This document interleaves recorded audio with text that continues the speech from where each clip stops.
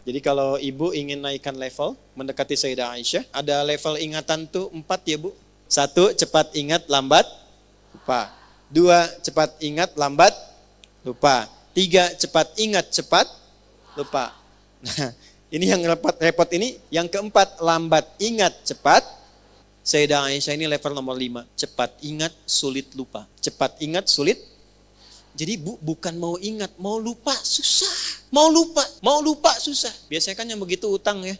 Amalannya apa? Yuk kita bagi 2 saja. 1, sholatnya. Amalan sholatnya. Sepeninggal Nabi SAW, Sayyidah Aisyah itu masih konsisten mengerjakan semua arahan Nabi, termasuk dalam ibadah ritual. Saya gambarkan ya Bu ya, duhanya dalam satu hadis. Jadi saya nggak bicara tentang tahajudnya karena levelnya terlampau tinggi, duhanya dulu aja. Artinya Sayyidah Aisyah bukan hanya menjaga sholat fardu, tapi sholat sunnah. Jadi kalau level ibu ingin naik, kecerdasannya meningkat, anak juga ingin meningkat, maka tingkatkan sholatnya. Nah, meningkatkan sifat ibadah ritual itu salah satu bagian dari amalan takwa namanya. Amalan apa?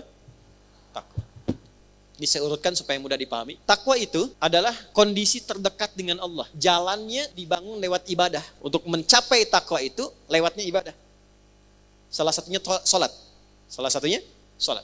Disebutkan kalimat takwa dan derivasinya, turunannya, itu sebanyak 240 kali dalam Al-Quran. Di antara penyebutan itu ada yang menunjuk jalan-jalan takwa, di antaranya sholat. Al-Baqarah ayat 2-3. Dzalikal kitabu la hudallil. Siapa muttaqin orang takwa di ayat itu? Ayat 3-nya, alladzina yu'minuna bil ghaibi wa yuqimunas. Baik, dan dia konsisten meningkatkan sholatnya. Coba ibu bedakan tulisan sholat di ayat 3 di Al-Baqarah dengan ayat 238. Saat Allah berfirman, hafizu ala salawati. Tulisannya begini. Tapi ketika Allah berfirman di Al-Baqarah ayat 3, alladzina yu'minuna bil ghaibi wa yuqimunas shalah. Perhatikan, tulisannya begini. Lihat mushafnya terjemahan kalau tidak percaya. Alif, lam, sad, lam, waw, fathah tegak begini, tak marbutah. Apa bedanya? Ini maksudnya sholat fardu, 5 waktu. Tapi kalau ibu ingin menambah dari yang fardu itu dengan tambahan sunnah, sebelum subuh ada 2 rakaat. Sebelum zuhur ada 4 rakaat. Nggak sampai 4 bisa 2. Setelah zuhur 2 rakaat. Setelah maghrib 2 rakaat. Setelah isya 2 rakaat. Malam tahajud. Nah kalau itu ditambahkan pada yang fardu, bukan sekedar yang fardu saja, maka robah kalimatnya dari ciri yang pertama begini kepada bagian yang kedua begini.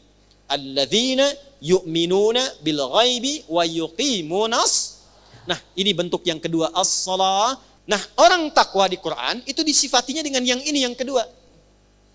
Jadi ketika ibu ingin meningkatkan diri menjadi pribadi lebih takwa, naik levelnya, yang Allah tantang, challenge dari kita adalah naikkan dari yang fardu. Kalau salat 5 waktu itu wajib. Jadi yang tidak ingin naik level pun tetap 5 waktu juga. Ibu pengen levelnya naik, tapi jumlahnya tetap sama. Apa bedanya dengan yang standar? Begitu ini optimal, naik. Apa kaitan takwa dengan kehidupan kita? Tadi saya contohkan Sayyidah Aisyah begitu tinggi ilmunya. Hubungan takwa dengan ilmu ditemukan di Quran surah kedua Al-Baqarah di ayat 282. Satu-satunya ayat paling panjang dalam Al-Quran. Wattaqullah, tingkatkanlah takwamu kepada Allah. Wa yu'allimukumullah. Semakin meningkat takwamu, Allah tanamkan, ajarkan, dan tambahkan pengetahuan pada dirimu. Akselerasi, percepatan pengetahuan itu bukan hanya ditempuh dengan ikhtiar kita untuk menghafal dan belajar. Kalau pengen cepat dapat aksesnya, dekati pemiliknya. Yang punya ilmu siapa? Allah. Yang punya harta siapa? Allah. Kalau kita mendekati Allah, maka Allah sendiri yang menyampaikan, aku berikan percepatan tambahan pengetahuan. Di luar batas standar manusia. Itulah sebabnya orang dulu tuh tahu betul, kalau ingin cepat pintar yang diajarkan, sholat dulu Bu. Pernah dengar Abdullah bin Mas'ud? Abdullah bin Mas'ud itu belajar bahasa Persia, dan Ibnu Abbas itu belajarnya cuma 3 hari. Langsung menguasai bahasa asing 3 hari. Pernah dengar Ibnu Sina? Avicenna? Ya kan? Bapak kedokteran. Avicenna itu ibu bapaknya paham betul tentang fikih ini. Ini ada nasabnya. Maka dari kecil yang diajarkan cuma 2. Quran dan sholat, Quran dan sholat. Avicenna cek di sejarahnya. Kalau lupa sesuatu itu bukan buka buku. datang ke masjid, sholat 2 rakaat dan ingat apa yang tadi terlupa. Semua. Makanya kalau ibu cek, kenapa Nabi mengajarkan pada orang tua dengan ketat, dari kecil anak itu ajarkan sholat.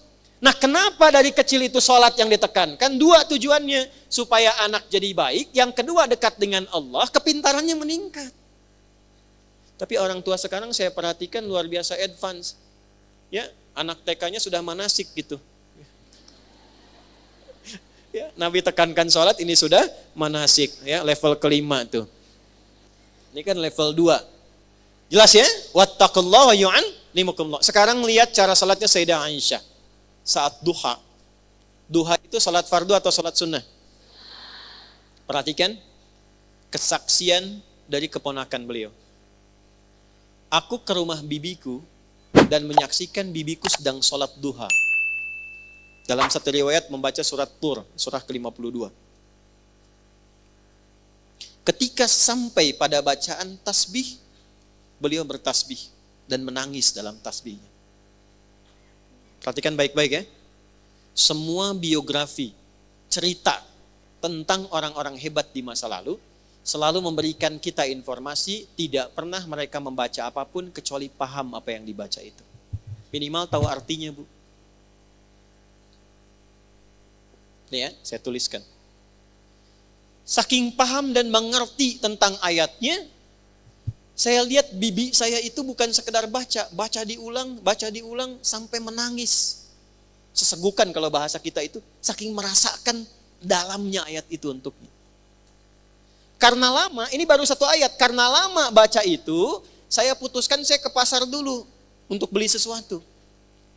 Begitu saya kembali, saya lihat bibi saya masih baca ayat itu dan masih nangis seperti tadi. Ibu kesini, lihat teman ibu sedang sholat, baca Al-Ikhlas, saking ikhlasnya nangis misalnya. Ya. Baru nyebut Allahus Somad, ingat semua masalah misal. Ya. Nanti ada sanadnya, Bu. Al-Ikhlas itu ada sanadnya, nanti saya cerita di akhir ya, tolong diingatkan. Misalnya begitu Allahus Somad diulang-ulang, sudah 5 menit belum selesai. Ibu putuskan saya ke Kosambi dulu aja deh, ntar kesini lagi.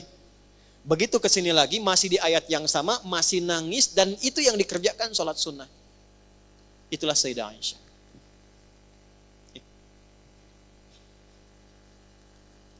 Nah, jadi kalau sekarang kita berpikir ingin menaikkan level dan meneladani ini, cara pertamanya adalah 1, jangan biarkan semua ibadah kita itu hampa makna.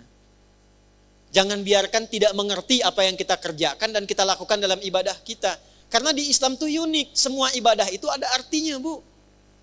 Ada petunjuknya. Ini sindiran yang halus dari Allah ya, bukan dari saya. Di Quran surah ke-29 ayat 45. Bahasa tafsirnya gini, ini nggak ditemukan di terjemahan. Bahasa tafsirnya, maaf, akan ditemukan orang sholat yang tidak paham, tidak mengerti apa yang dibaca dan dilakukan dalam sholatnya. Utslu ma uhiya ilaika minal kitab. Utslu. Coba lihat, utslu terjemahannya apa? Bacalah. Ikra, apa artinya ikra? Kalau sama-sama terjemahannya, kenapa kalimatnya beda? 1 utslu, kedua ikra. Bu, kalau ikra artinya baca tanpa menuntut paham. Yang penting baca. Kalau utslu dari kata tilawah, punya 3 arti. 1, baca. 2, pahami yang dibaca itu. 3, amalkan sesuai pemahaman dari bacaan tadi. Baca, pahami, amalkan, kerjakan. Itu tilawah. Baca Quran dengan artinya sampai paham, itu tilawah namanya. Sebelum tunaikan sholat, baca dulu. Pahami dulu ketentuan dalam sholat. Pahami dulu yang mau engkau baca dalam sholat. Wa aqimis sholat, setelah paham, baru kerjakan sholat. Itu yang menjadikan sholat kita itu jarang khusyuk. Itu yang menjadikan orang-orang yang sholat itu jarang khusyuk. Karena nggak ngerti yang dibaca. Coba jujur ya, saya tanya nih. Ibu ribuan kali ruku dan sujud. Paham nggak yang dibaca dalam ruku? Ngerti nggak yang dibaca dalam sujud? Nah itu yang menjadikan ketika sholat, setan itu begitu leluasa menggoda. Apa yang mencegah kita supaya bisa mengatasi godaan tadi? Salah satunya, perhatikan. Lisan berkata, pikiran menerjemahkan, hati meresapi.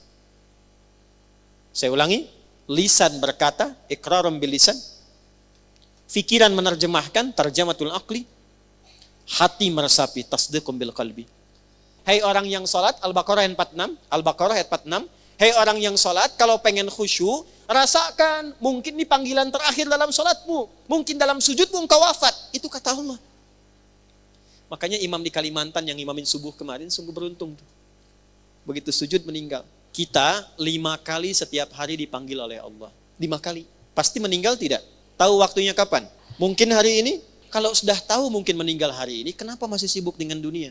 Kenapa kita tidak kelola dunia itu untuk mendapatkan ridho Allah? Maka dibalik, sholatnya Bunda Aisyah, Sayyidah Aisyah radhiyallahu ta'ala anha, tidak pernah mengucap sesuatu kecuali paham apa yang diucapkannya. Dan itu yang mengajarkan siapa? Bapaknya. Abu Bakar itu diminta oleh Nabi jadi imam, selalu menolak jawabannya. Jangan saya Nabi, jangan saya. Kenapa? Karena beliau itu kalau sudah takbir, itu langsung nangis. Nyambungnya itu lama. Bayangkan, sahabat Nabi, dekat dengan Nabi, kecil gaul dengan Nabi, dewasa jadi sahabat Nabi, mengeluarkan semua hartanya untuk Nabi, berjuang dengan Nabi, wafatnya dikubur di samping Nabi, anaknya jadi menantunya, ya, anaknya nikah dengan Nabi, Nabi menantunya di surga bersama Nabi. Itu masih punya pribadi saat takbir, baru baca takbir langsung gemetar tangannya nangis karena merasa masih ada dosa dalam dirinya. Ya Allah, saya masih banyak dosa. Ya Allah, makin banyak orang mengagungkan saya padahal saya baru mengatakan engkau yang paling agung. Sementara orang menganggap saya hebat, mengagungkan saya, menganggap saya punya kuasa, menganggap saya punya harta, saya tobat ya Allah, saya masih banyak salahnya. Itu Abu Bakar dan diwariskan sifat itu pada putri. Diwariskan pada siapa? Putrinya.